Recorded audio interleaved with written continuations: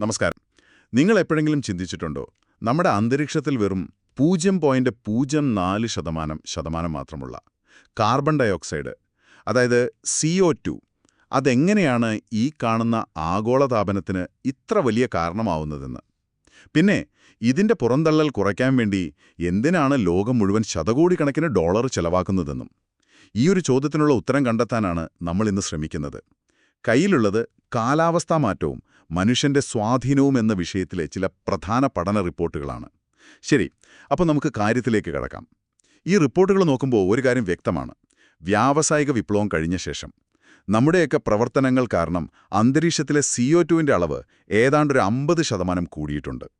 അതായത് പണ്ട് ഏകദേശം 280 പാർട്സ് പെർ മില്യൺ ppm എന്ന് പറയും.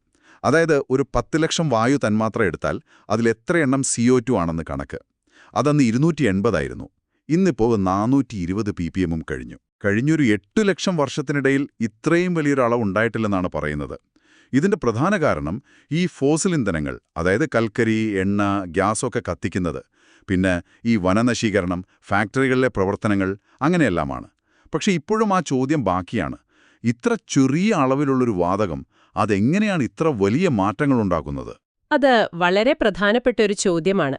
ഇവിടെയാണ് നമ്മൾ ഈ വർദ്ധിത ഹരിതഗൃഹ പ്രഭാവം, അതായത് എൻഹാൻസ്ഡ് ഗ്രീൻഹൗസ് എഫക്റ്റ് എന്നതിനെപ്പറ്റി മനസ്സിലാക്കേണ്ടത്.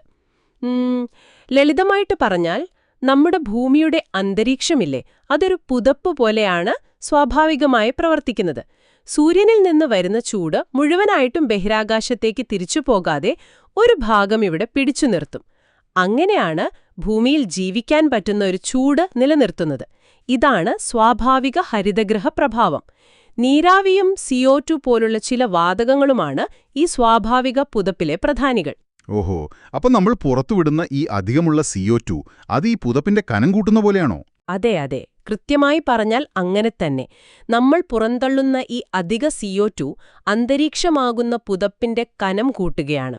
ഇവിടെ ഒരു രസകരമായ കാര്യം എന്താണെന്ന് വെച്ചാൽ, ഈ കനം കൂടിയ പുതപ്പ് അത് ബഹിരാകാശത്തേക്ക് തിരിച്ചു പോകേണ്ട ഇൻഫ്രാറെഡ് വികിരണം, അതായത് ചൂട്, അതിനെ കൂടുതൽ അളവിൽ തടഞ്ഞു നിർത്തും.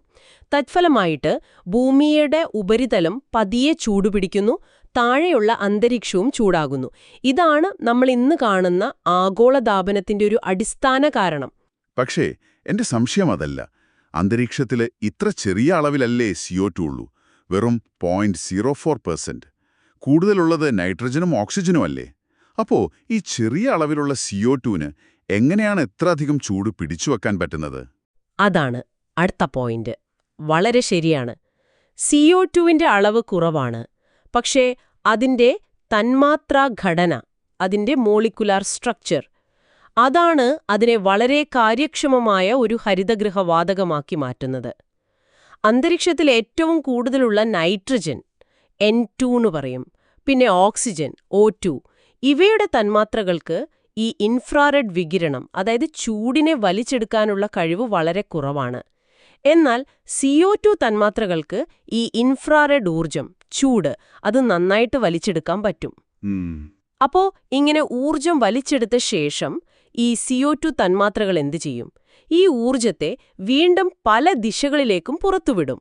അതിലൊരു ഭാഗം സ്വാഭാവികമായും ഭൂമിയുടെ ഉപരിതലത്തിലേക്ക് തന്നെ തിരികെ വരും. ഇത് നമ്മുടെ ഗ്രഹത്തെ വീണ്ടും ചൂടാക്കുന്നു. അതുകൊണ്ട് അന്തരീക്ഷത്തിലെ CO2-വിന്റെ അളവ് 0.04% ആണെങ്കിലും അതിൽ ഈ കഴിഞ്ഞ കുറേ വർഷങ്ങൾ കൊണ്ടുണ്ടായ 50% വർധനവ് എന്ന് പറയുന്നത് ചൂട് പിടിച്ചുവെക്കുന്ന ഈ പ്രത്യേകതരം തന്മാത്രകളുടെ എണ്ണത്തിൽ വലിയൊരു വർധനവാണ്. ശരി.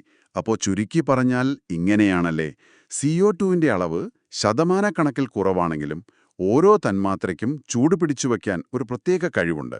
പോരാത്തതിന് വ്യാവസായിക വിപ്ലവം കഴിഞ്ഞപ്പോൾ ഈ തന്മാത്രകളുടെ എണ്ണം ഏതാണ്ട് 50% കൂടുകയും ചെയ്തു. ഇതാണ് ഇന്നത്തെ പ്രശ്നത്തിന് പിന്നിലെ ശാസ്ത്രം. അതെ, ശരിയാണ്.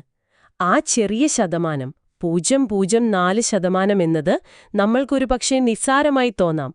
പക്ഷേ ആ ശതമാനത്തിലുണ്ടായ വർധനവ്, അതായത് 50% കൂടുതൽ CO2 തന്മാത്രകൾ, അതും ഓരോ തന്മാത്രയ്ക്കുമുള്ള ചൂട് പിടിച്ചുവെക്കാനുള്ള ആ കഴിവ്, ഇത് രണ്ടും ചേരുമ്പോഴാണ് കാലാവസ്ഥാ വ്യതിയാനത്തിൽ CO2 ഇത്ര നിർണായകമാകുന്നത്.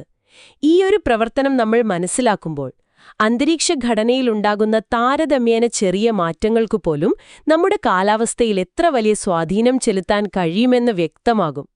എന്തുകൊണ്ടാണ് ലോകം മുഴുവൻ CO2 പുറന്തള്ളൽ കുറയ്ക്കാൻ ഇത്രയധികം പ്രാധാന്യം നൽകുന്നതെന്നും നമുക്ക് മനസ്സിലാകും. ഇത് നമ്മളെ മറ്റൊരു ചിന്തയിലേക്ക് കൂടി കൊണ്ടുപോകുന്നുണ്ട്.